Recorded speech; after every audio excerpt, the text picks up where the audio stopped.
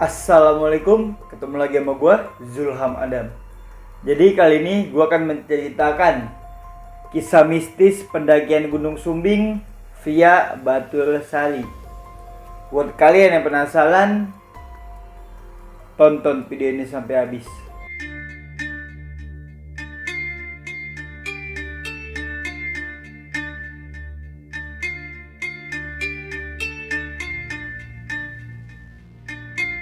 Seperti biasa, sebelum gue lanjut ke videonya, jangan lupa like video ini. Dan buat kalian yang belum subscribe channel ini, jangan lupa kalian subscribe channel ini supaya kalian tidak ketinggalan video-video terbaru dari gue. Oke, jadi kali ini gue udah mendapatkan kisah mistis di Gunung Sumbing dari salah satu narasumber yang tidak ingin disebutkan identitasnya. Sebelumnya gue pengen ngucapin makasih banyak buat narasumber ini. Oke, jadi sebelum gue lanjut ke ceritanya, gue akan menjelaskan sedikit mengenai Gunung Sumbing. Jadi Gunung Sumbing ini lokasinya ada di Jawa Tengah. Gunung Sumbing memiliki ketinggian 3.371 meter di atas permukaan laut. Di Gunung Sumbing ini memiliki beberapa jalur. Salah satunya adalah jalur Batur Sali. Di Gunung Sumbing pula banyak sekali kisah mistis, orang hilang, bahkan hal-hal gaib di kalangan para pendaki maupun masyarakat setempat. Penasaran dengan kisah mistis kali ini? Tonton video ini sampai habis. Ya, jadi kali ini gue akan menceritakan kisah mistis di Gunung Sumbing melalui sudut pandang orang pertama. Sebut saja Nina. Halo, gue Nina. Jadi kali ini gue akan menceritakan kisah gue saat mendaki ke Gunung Sumbing bersama 5 orang teman gue. Jadi waktu itu gue mendaki ke Gunung Sumbing bersama 5 orang teman gue. Dan di situ gue wanita sendirian. Pada saat itu kita satu tim berangkat dari Semarang pukul 15.30 waktu Indonesia Barat, dan kami tiba di Temanggung pada pukul 22.30 waktu Indonesia Barat. Jadi di situ kita jalan sekitar 7 jam. Kenapa kita jalan lumayan lama? Karena saat perjalanan menuju ke Temanggung ini kita kebanyakan istirahatnya di perjalanan. Akhirnya setelah kita udah sampai nih di Temanggung, di situ teman saya menyebutkan bahwa jalur yang akan kita lewati adalah via Galung. Tapi kami yang awalnya berniat mendaki melalui jalur Galung, ternyata 2 orang teman kami ini sudah sampai di jalur baru, yaitu jalur Batur Sali. Dan di situ akhirnya pun kami berempat memutuskan dari kota Temanggung langsung menuju ke jalur Batur Sali. Dan di situ posisinya, karena di perjalanan juga kami sudah sangat dingin, akhirnya di situ kami langsunglah memutuskan untuk nyusul 2 orang rekan kami itu ke jalur Batur Sali. Akhirnya setelah kami sampai di base camp, di situ kami memutuskan untuk istirahat. Setelah waktu menunjukkan pukul 6 pagi, kemudian di situ kami langsung siap-siap untuk memulai pendakian. Akhirnya setelah kami semua sudah siap untuk mendaki, di situ kami langsung memutuskan untuk melakukan perjalanan menuju ke pos 1. Setelah nggak lama sampai di pos 1, di pos 1 ini kami memutuskan untuk sarapan sejenak dan istirahat juga. Kemudian setelah kami selesai makan dan istirahat, di situ kami langsung memutuskan untuk melanjutkan perjalanan menuju ke pos 2. Saat perjalanan kami dari pos 1 menuju pos 2 ini, di situ masih belum ada kendala apa-apa. Jadi kita masih aman-aman aja lah. Dan di situ juga alhamdulillahnya semuanya berjalan dengan lancar. Hanya saja karena jalur yang kami lewatin ini adalah jalur baru, jadi di situ tuh benar-benar sepi banget. Nggak ada pendaki lain selain rombongan kami. Dan di situ akhirnya ya kita tetap enjoy aja lah. Kita satu tim tetap melanjutkan perjalanan. Selang beberapa menit, akhirnya kami tibalah di pos 2. Di situ kabut sudah mulai turun.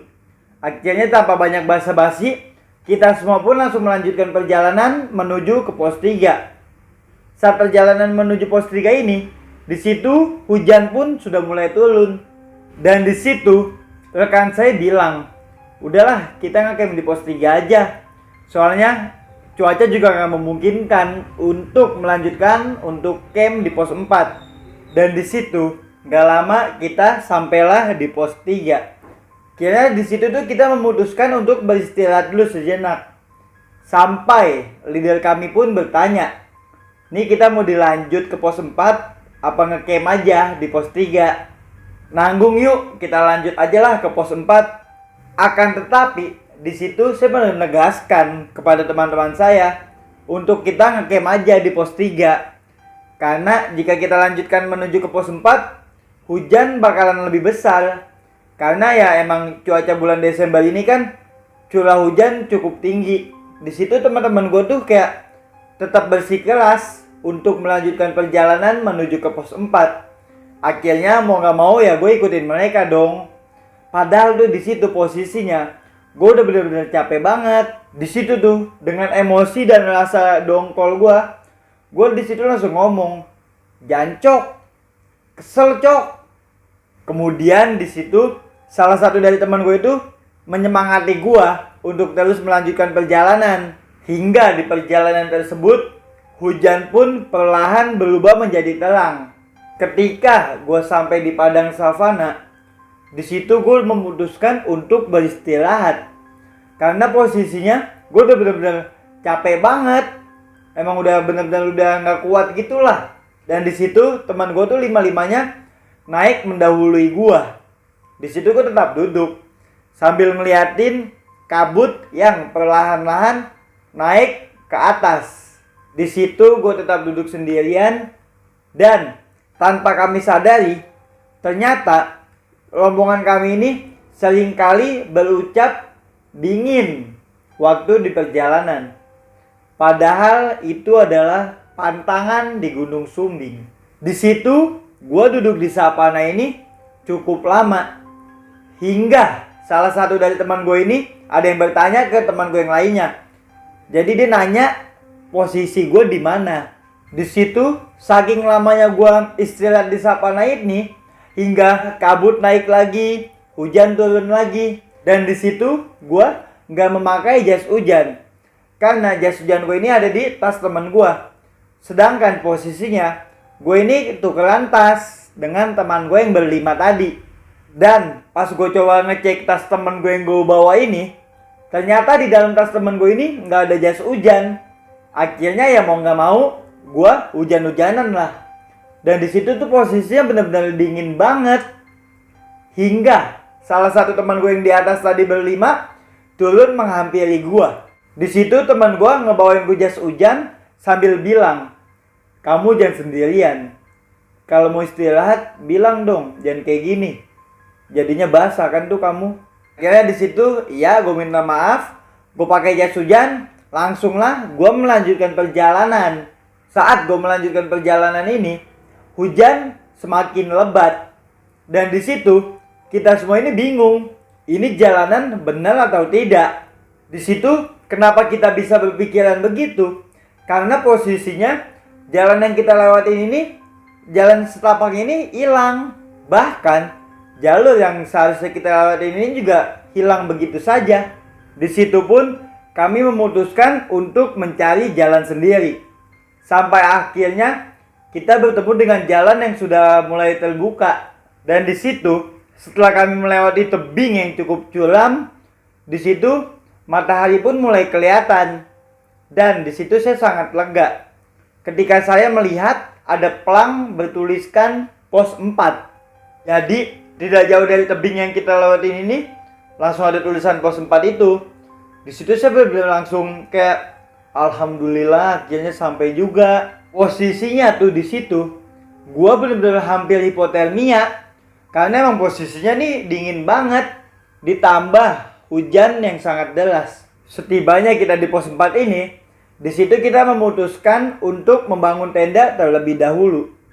Ketika waktu menunjukkan pukul 16:15, di situ cuaca mendadak langsung cerah. Setelah cuaca cerah ini, di situ pun kami langsung melihat pemandangan yang sangat indah. Dan setelah waktu menunjukkan pukul 17:30 menit, di situ cuaca langsung berubah menjadi mendung dan gerimis mulai perlahan turun. Kira di situ kami memutuskan untuk masuk lagi ke dalam tenda. Setelah gue ada di dalam tenda ini, di situ gue bercerita sama temen gue sambil gue tiduran memandangi atas tenda. Dan di situ entah gue salah lihat atau bagaimana, tiba-tiba ketika gue melihat ke atas tenda, di situ tuh tiba-tiba gue melihat kayak ada bayangan hitam, wajahnya itu menyerupai manusia dan rambutnya lumayan panjang. Itu dia ada di atas tenda gua. Di situ karena gua nggak mau berpikiran negatif, gua berpikir, oh mungkin itu jas hujan yang ditaruh di atas tenda gua. Karena gua juga maksudnya nggak mau berpikiran hal-hal negatif lah. Kita pikirnya yang positif aja. Akhirnya di situ gua langsung tidur. Sekitar pukul 21.00 malam, di situ gue langsung bangun. Di situ tuh setelah gue terbangun, gue melihat salah satu rekan gue yang ada di depan gue ini udah nggak ada. Begitupun rekan gue yang ada di belakang gue juga udah nggak ada. Mereka kemana? Gue ditinggal sendirian di tenda. Dan di situ untuk memastikan gue benar apa nggak sendirian di tenda ini, di situ perlahan gue mundur. Dan ketika kaki gue geser ke belakang, tiba-tiba di situ kaki gue kayak ada ngeganjal. Dan ternyata ada kaki seseorang tepat di belakang gue. Di situ akhirnya gue kayak ngelihat ke bawah gitu. Dan gue melihat ada sosok perempuan, rambutnya itu panjang banget sampai ke kaki. Itu tuh dia bener-bener tepat ada di belakang gue. Di situ tuh gue bener-bener langsung kayak sontak, gue kaget banget. Gue mencoba untuk berteriak sekencang-kencangnya, namun tuh kayak gue teriak gini kayak nggak ada suaranya. Di situ akhirnya gue mencoba untuk berdoa. Gue doa terus-terusan tuh, karena gue juga bingung mau gimana lagi. Akhirnya di situ gue doa, dan nggak lama kemudian tiba-tiba sosok ini pun langsung hilang begitu saja. Dan akhirnya dua orang teman gue kembali langsung ke tenda lagi. Di situ tuh gue bener-bener nahan takut yang luar biasa. Bayangin aja, gue sendirian men di tenda. Di situ tuh gue langsung bilang ke teman gue yang dua orang ini, ayo kita pulang sekarang. Udah pokoknya kita harus pulang sekarang. Dan di situ teman gue menjawab, yakin mau pulang sekarang? Di luar hujan lebat banget. Dan juga ini udah malam, gelap. Akhirnya di situ dua orang teman gue ini mencoba untuk menenangkan gue. Tenang. Dan di situ gue memutuskan untuk melanjutkan tidur. Karena emang posisinya gak mungkin juga gue balik pada saat itu. Akhirnya di situ kami bertiga pun memutuskan untuk tidur. Kita tidur dan saat waktu semakin malam, di situ hujan benar-benar deras banget. Tiba-tiba gue kebangun karena gue merasa tenda gue ini kayak ada yang menggerakkan. Jadi tuh gue ngerasa tuh tenda gue kayak gerak gitu kenceng. Karena di situ gue langsung ngebangunin teman gue. Dan di situ gue bilang ke teman gue, ayo kita pulang yuk, gue udah gak enak banget nih. Akan tetapi di situ dua orang teman gue ini langsung menenangkan gue lagi. Udah kita tenang, ayo kita tidur lagi, nggak bakal terjadi apa-apa. Jadi di situ gue langsung memutuskan untuk tidur kembali bersama rekan gue ini. Dan bangunlah kita keesokan harinya pukul 4.30 pagi. Di situ ketika cuaca sudah mulai cerah, 5 orang teman gue ini melanjutkan perjalanan menuju ke puncak. Karena posisinya kondisi fisik gue tidak memungkinkan, akhirnya di situ gue bilang ke teman gue nggak ikut ke puncak, gue di tenda aja. Oke, teman gue berlima nih ke puncak, dan di situ gue sendirian di tenda. Setelah gue ditinggal sendirian di tenda ini, alhamdulillahnya nggak terjadi apa-apa sama gue, nggak ada hal-hal aneh yang mengganggu gue lah. Hingga kemudian 5 orang teman gue ini turun ke tenda kembali. Dan sesampainya 5 orang teman gue di tenda ini, Di situ kita semua langsung packing. Kita rapi-rapi untuk melanjutkan perjalanan turun kembali. Ketika kita semua udah siap-siap untuk turun, di situ gue melihat ada sesosok wanita berambut panjang, bajunya putih, dan badannya pun kayak rusak gitu. Kukunya juga panjang banget. Gue melihat sosok ini ada di balik batu besar yang teman gue dudukin. Di situ sontak gue nggak bisa bicara ketika melihat sosok wanita ini. Bahkan di situ sekujur tubuh gue ini benar-benar nggak bisa digerakin, kayak kaku gitulah. Sampai wanita ini berbicara ke gue menggunakan bahasa Jawa.